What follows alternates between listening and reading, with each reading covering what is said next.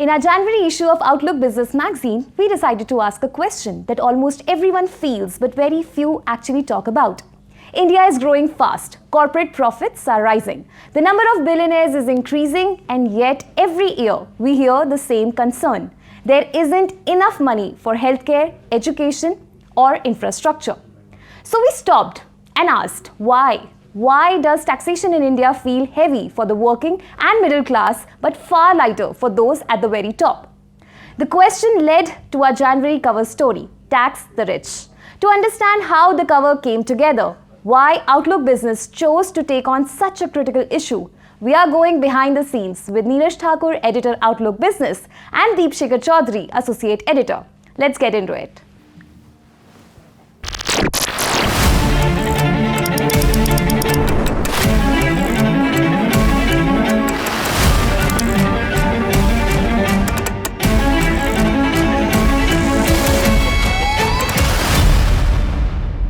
Congratulations, Mr. Thakur, on an excellent start to the year with a great cover story, which I think is also the longest cover story we have done in some time.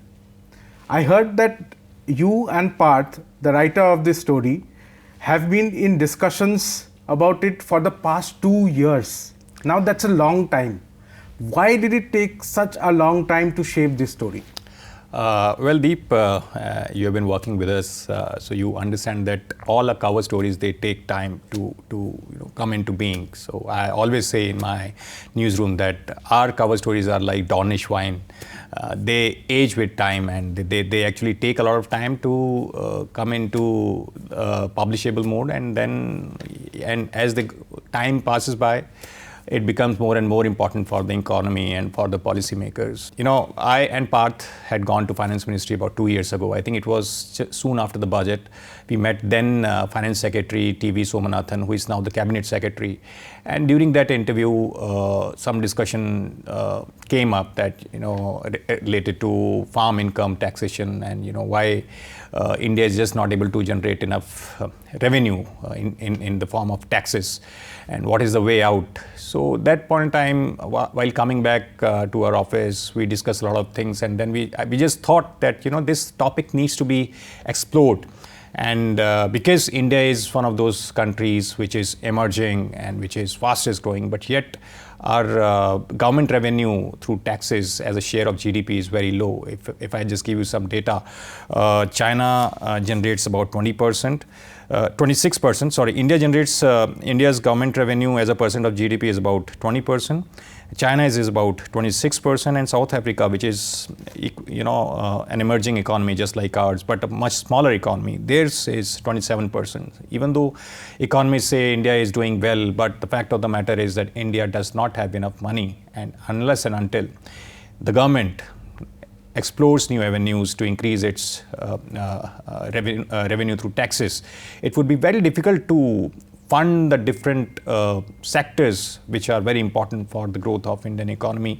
And that's when we started exploring this idea, talking to different economists. So for the last 2 years, whenever our reporter used to go and talk to different economists, whether in the government or in the private sector, that question used to be there in our mind, and that's how this story came into being. A lot of discussions, I would say, when we finally logged in this idea, tax the rich was not the cover line. It actually came very close to the cover. We had explored it from different angle, but as data emerged and different studies came out, especially with regards to the kind of revenue being generated by the government. We explored different research papers, and we realized that that's a cover line we need to take, because if India wants to become a developed nation by 2047, if it is not just to be a rhetoric, a political rhetoric, then the government will have to take some tough steps, and that's how this cover became a reality. Actually, I would like to understand that this cover line, tax the rich, is very strong. And it gives the reader a sense that the rich in our country are not paying enough taxes. However, if you see the income tax slabs, you will see that as the salary goes up, as the income goes up, the percentage of tax incidence increases, then what are we missing here? In that sense, the more income you have, you are paying more taxes, right? Yeah, so as you said that income goes up, but when we are talking about income in the traditional sense, we are actually talking about salaries, because whenever the finance minister announces, the taxation part in the budget speech, the finance minister talks about income slab. They're not talking about the wealth tax or any capital gains tax in that sense, because capital gains tax is much less compared to income tax slab. So most of the people who are getting salaries and they're getting their income through salaries, they are part of the middle class only. They are not the rich people. There are different ways of managing your tax liability to the government. And while it has been accepted all these years, we call it tax management. But now when India is actually looking at revenue deficit with regards to its capital expenditure requirements, and because the government needs to generate revenue if we really want to invest money in infrastructure, in defense sector, in education, in health sector. Our story actually begins with the incident of someone sleeping on just outside All India Institute of Medical Sciences. Even if you go today, hundreds of people would be just lying outside because they don't have anywhere else to go to. It shows that India doesn't spend enough on health sector. India's schools, public sector schools, are dilapidated. 30 to 35% schools do not even have boundary walls according to government data. What does it show? It doesn't show the failure of any particular government. It shows the failure of our taxation system, that we are not generating enough taxes from the people who are part of the economy. And then we have this requirement of becoming a developed nation, because India's human resource needs a lot of investment. Human resource development needs a lot of investment. And the only way to do it, because we have tried and tested all other measures to actually generate revenue for the government. This is all what we have managed to do. Government is doing the heavy lifting of investing in infrastructure, in everything, in defense sector and everywhere. And every economist comes and says government should invest 6% of the GDP on education, on health, and this and that. But no economist till date has been able to explain where will the money come from. Nobody knows this thing. Nobody has the answer to this thing. You read all these books. And that's because most people are afraid to ask this question. Most people just do not want to engage with this question, that, why is it that the top, the richest people in India, why their taxable income is so less? I will explain it to you. Most rich people do not like to take their income in the form of salaries, because salaries get the highest taxation slab. The effective tax rate comes to about 39%, if I'm correct, and a few percentage points here and there, but that's what it comes to, including cesses and all. But if you look at capital gains tax, it's way below that, 10 to 12%. And that is why you see a lot of billionaires. They are actually not interested in taking salaries. They are not doing any kind of charity by not taking salaries or by capping their salaries. They are not taking salaries in the traditional sense, because they know that if they take their income in according to the tax slab that India imposes on salaries, they will lose a lot of money. But that option is available only to the rich, not to someone working in a corporate sector, an employee, because their salary is deducted at the level of tax, deducted at source level. So they don't have any option to manage their salary, and that's why the study shows that more and more salaried people, if they are in a position, they would actually want to become either part of the services sector, where they do not take salary, they become professionals, and they take certain kind of leeway to manage their taxes. So that's what is happening. But then that's okay. Tax management is a different thing. But if the government has to look at it from the perspective of nation building, they will have to explore various avenues, be it in the form of wealth tax or asset tax or inheritance taxes, could be anything. Mr. Thakur, you made a point and you said that most people are afraid of asking this question why aren't we taxing the rich more on inheritance or wealth? Most people fear a flight of capital, that the rich will leave and they'll take their money with them. And India is a capital-starved country already. What do you think about that? Yes, this is the argument, and I would say this argument has been given for a very long time. But now this argument is getting challenged across the world. If you just look at Brazil, in their G20 presidency, they floated this idea that there should be a global tax on the rich wherever they are, because that's a problem. Because if one particular country imposes tax on the rich, they change their base to some other country. They go to those tax havens and those countries which are not charging any taxes on wealth or any other form of income. So this has become a riddle for most governments in the world, and that's why governments across the world, they are now thinking. So if you just look at the rise of Zoran Mamdani in New York, he's also raising the same issue, that he wants to tax the rich, and this actually is becoming a global movement. And why this is happening, we all know that as AI takes away the jobs of everyday worker in the factory, because robots are going to take over a large number of jobs. AI is doing even the jobs of consultants. Maybe a few days down the line, a few years down the line, lawyers would not be required. A lot of judgments are getting passed by the AI bots, because those kind of experiments are going on. Doctors are also fearing for their jobs. Most of the content jobs are gone. Creative jobs are gone. And so what will people do?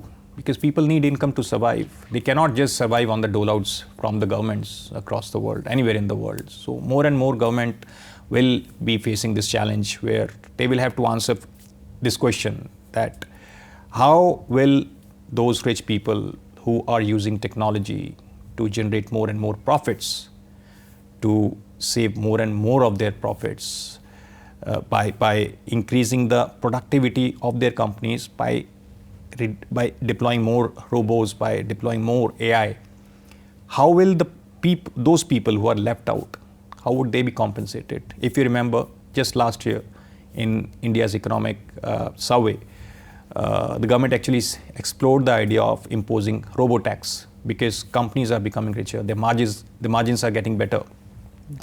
And that's the only way, because you cannot reject the technology. But then, the robots do not vote.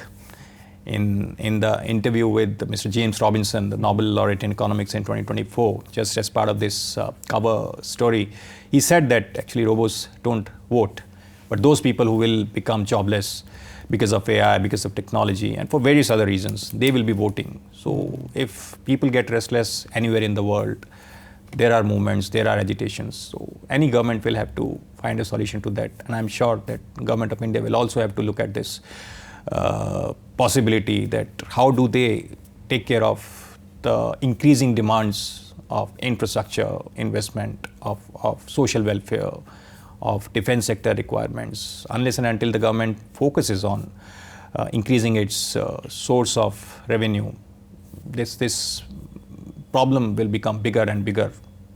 One of the most important arguments, I think, that we have made in this story is that the rich in India, or the capitalists, are not taking enough risks with their capital, and that's why we should tax them more.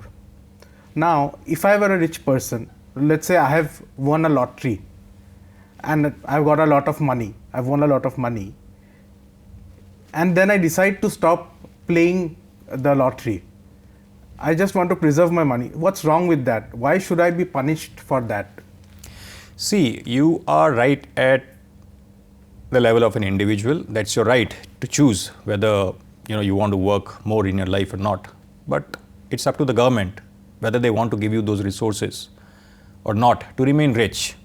Because see, economics is about management of resources. Resources are always finite, they are never infinite. Any government in the world, be it the US, India, China, Brazil, anywhere, every government is struggling to manage, distribute its resources. So it's due to certain kind of policies that certain people get those benefits. For example, in 2019, India's finance minister announced tax breaks for the corporate sector. What did it do? It helped companies deleverage themselves. They reduced their debt on their balance sheets.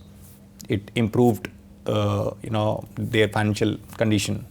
But that tax break was announced not to allow rich people become richer or companies become better on their balance sheets. It was announced so that those companies invest in nation building. That's what Finance Minister has been saying time and again. Various other people have said this thing, that now is the time to invest in the economy. We have a very limited window to become a developed nation. When Prime Minister Narendra Modi a few years ago said, he gave the target that 2047 should be the year when India gets the entry among developed nations. Why did he choose that particular date? You have an answer to that. It's not. I think that's our window of demographic dividend. Yes, definitely. It was just not a political rhetoric by someone who is sitting at the top of the government. It is a very well researched and quantified date, because India at the moment is the youngest nation, but it will no longer be young. It will not be young for very long. 2047 to maybe 2050, 52 onwards, that demographic dividend will start tapering down. And that's when the problem will begin. Because India, if we do not become developed by that period, we will be the only nation in the world that would be poor as well as old. And this would be unprecedented, because this has never happened anywhere. If you look at Africa, Africa is poor. We always give the example of sub-Saharan Africa, poor people. But those are young people. While they are poor, but they can take care of themselves. If you look at Europe or any of the developed nations, a lot of their money goes into taking care of the old and those people who just cannot work.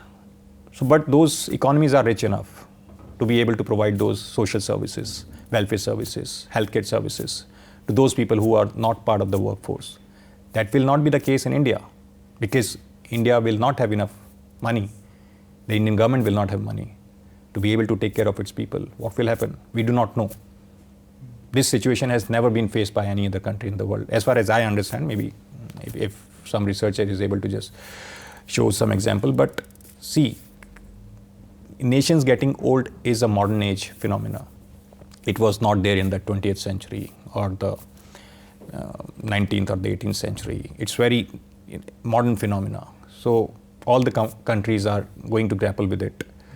And India must understand this thing, that we have a very limited window, and the target is very right, that we must become at least, like, we may not become in terms of per capita income like the US or Norway or any of the European countries, but we have to reach a certain point so that the government is able to provide for those people who are no longer part of the workforce. In the story, we have talked in depth about the use of agricultural incomes by the super rich to evade taxes. Now, in India, agriculture, farm incomes are political hot potatoes. I mean, it has been widely noted that agri incomes are used in this way by the super rich, but do you think we are there politically yet, or will be in the near future, where the government can take a decision like that there can be a political fix for this problem?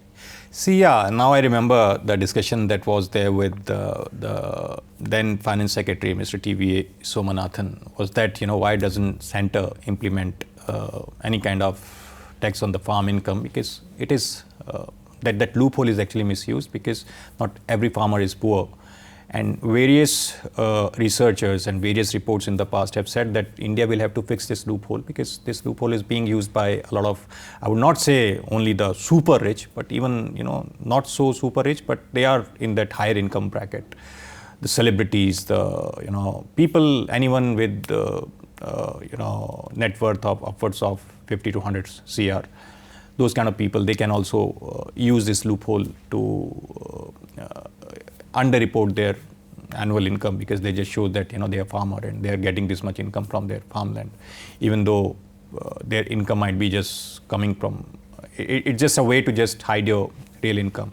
And we have quoted studies from the income tax department that, the income tax department suspected those kind of filings where they saw a lot of mixed income reporting and higher on the side of the farm income by those people who had other sources of income as well.